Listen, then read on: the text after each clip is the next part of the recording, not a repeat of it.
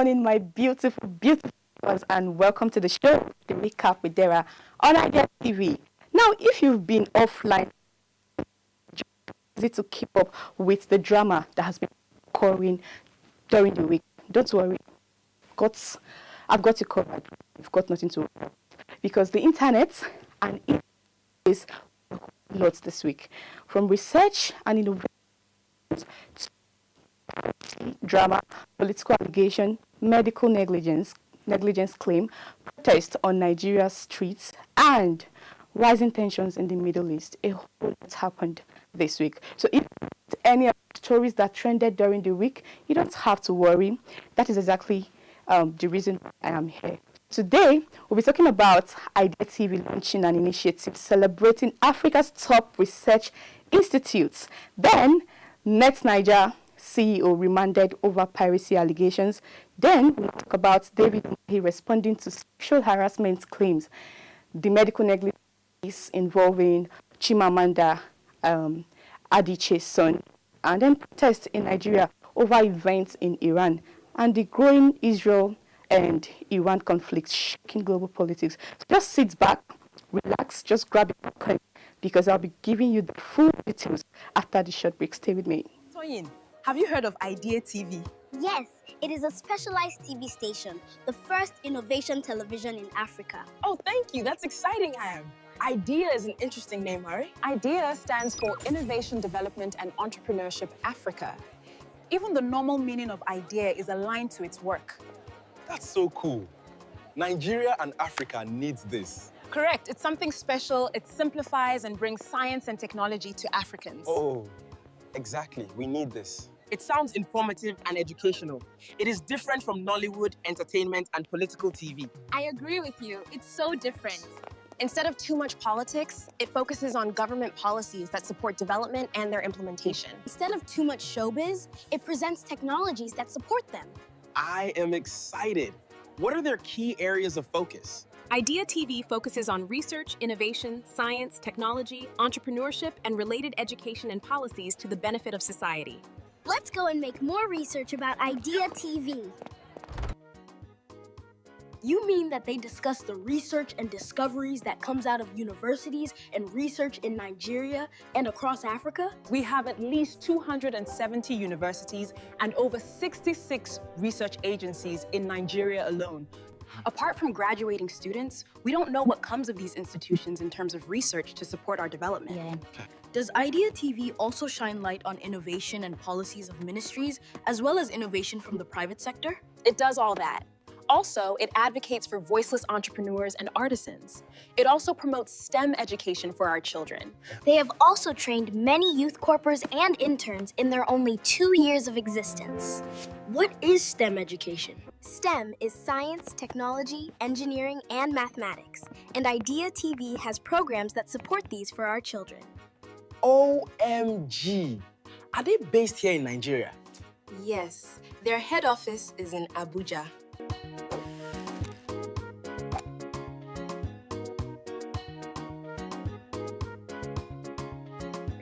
Are they on YouTube and other social media platforms, or are they only on pay TV channels? Yes, you can find Idea TV on YouTube and other social media platforms at Idea Television. They have Nigeria Broadcasting Commission's license and will soon be available on some pay TV channels such as DSTV, GoTV, Star Times, or SL channels. The founder is a Nigerian in the diaspora, and he came home to establish Idea TV and other Idea projects. I heard that he has done a lot from overseas to support research and innovation in Nigeria and all over Africa. Let's share this important information and make it go viral so that people will know about it. All right, let's start on a positive note and looking forward. A positive note and, of course, a forward-looking note. Idea TV, which is a channel that focuses on innovation and development across Africa, has launched something called the Idea Research Institute of Interest Initiative. Now, the idea here is very simple and powerful as well. Across Africa, there are research institutions quietly doing incredible work, developing medicines, improving agriculture, advancing science and technology. But many times, they don't get the spotlight they truly deserve. So, Idea TV is basically saying, let us change that narrative. The first edition highlights some very serious research institutions on the continent, including South Africa's Council for Scientific and Industrial Research. Then, Kenya's Medical Research Institute.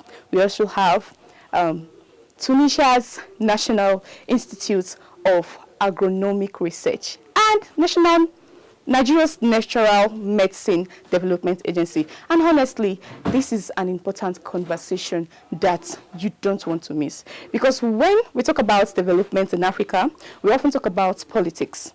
We talk about infrastructure as well. We talk about economy. But research is actually the backbone of all those things. Countries that lead the world today, like the US, China, Germany, invest massively in research institutions. So initiatives like this can help connect research with innovation, entrepreneurship, and policy decisions. And if Africa wants to solve African problems like health challenges, climate issues, food security, research must be part of that conversation. So you can download this edition on our website at www.ideatv.live. And guess what? It is absolutely free. And now let's now switch to a little more story that trended during the week. This one was kind of disturbing. The Chief Executive Officer of NETNAIJA, Emmanuel Analike, has been remanded in custody after appearing before a federal high court in Abuja. So according to the prosecutors, the case involves copyright infringement and digital piracy. Now, if you're used to the internet in Nigeria for a very long time, you probably know NETNAIJA. It is one of those platforms where people go to and download movies, series, music, and other digital content. But the Nigerian Copyright Commission says the platform allegedly distributed copyrighted materials without proper authorization. And then the person in question, Analike, has pledged not guilty, and his legal team has also, they've already filed for bail, but then the court, however, ordered that he remain at the Kuje Correctional Center until a ruling on that bail application is made. Now, this case actually opens a bigger conversation because digital piracy has been a long-standing issue in Nigeria, in Nigeria's entertainment and ecosystem.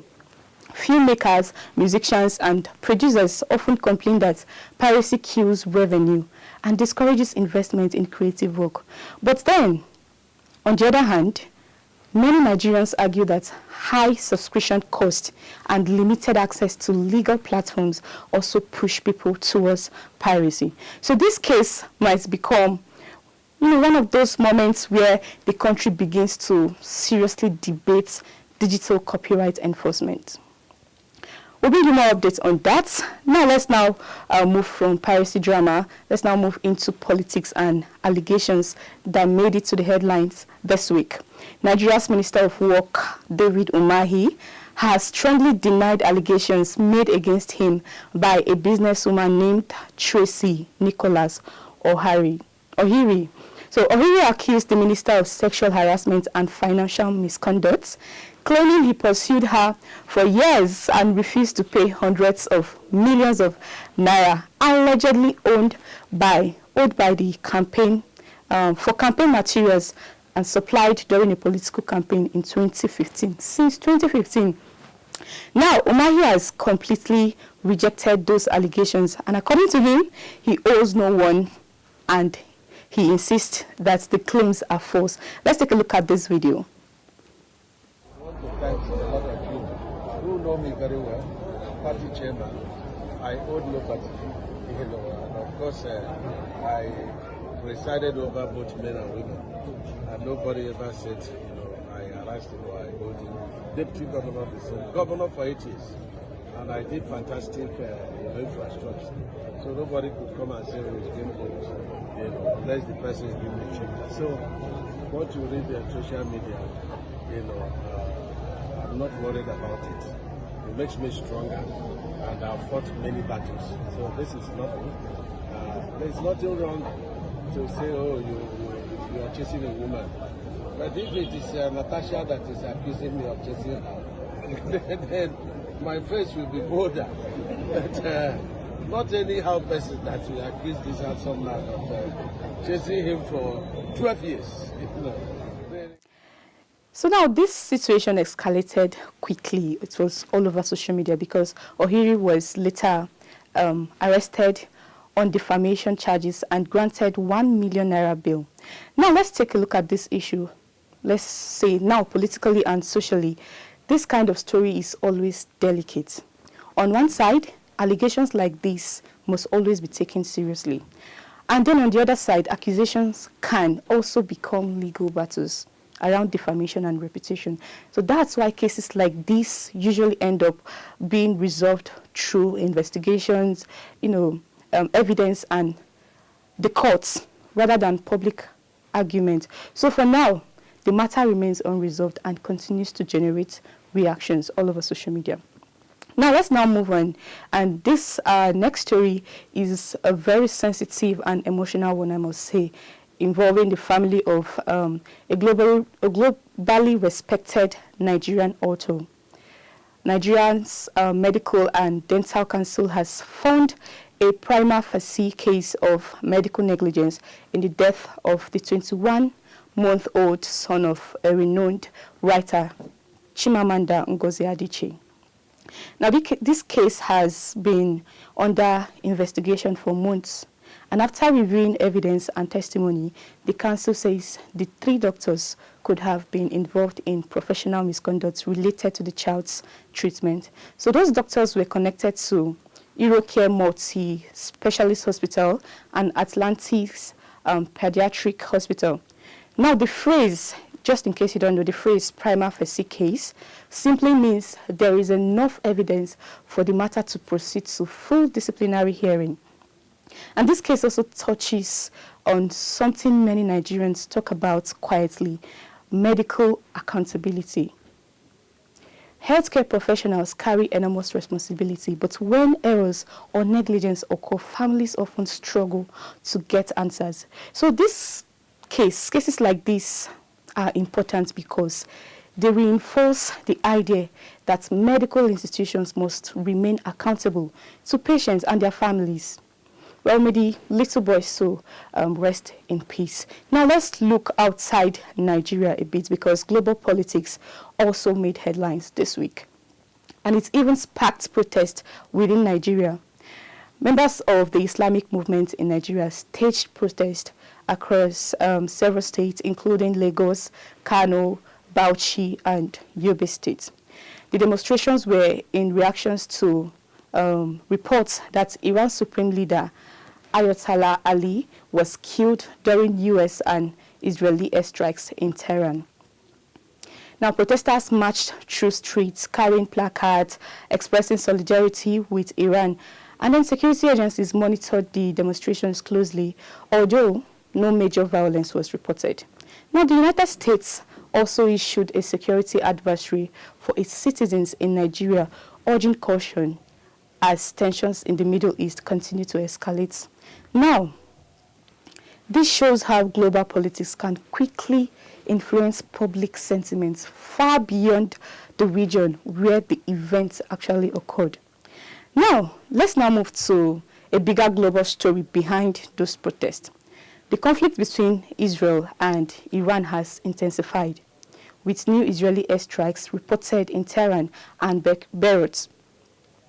Explosions and smoke were seen across affected areas, while Iran and allied groups have responded with retaliatory attacks targeting Israeli and U.S. interests in the region. Now, this escalation has triggered global concerns, not just politically, but economically as well. Energy markets have also reacted sharply, with gas prices rising amid fears of supply disruption. And then diplomatically, tensions are also rising among world powers as leaders debate on how to prevent the conflict from expanding into a wider regional war. And that's the danger analysts are worried about. When regional conflicts begin pulling multiple global powers into the same crisis. I mean, that's just that has been a disturbing issue all over the week. But then, there you have it. You see how we started from innovation and research initiatives to digital piracy cases, then political accusations, medical accountability debates, and global tensions shaping protests, even in Nigeria. It has definitely been one of those weeks where a lot happened across different sectors of the world. And as always, the biggest takeaway here is news isn't just about what happened. It is about what it means for people, what it means for institutions, what it means for the future as well. And that's where we'll leave it on this edition of the Recap with Dara on Idea TV. I'd like to see you same time next week. Thank you for spending part of your time with me, and I'll see you again next week. Bye for now.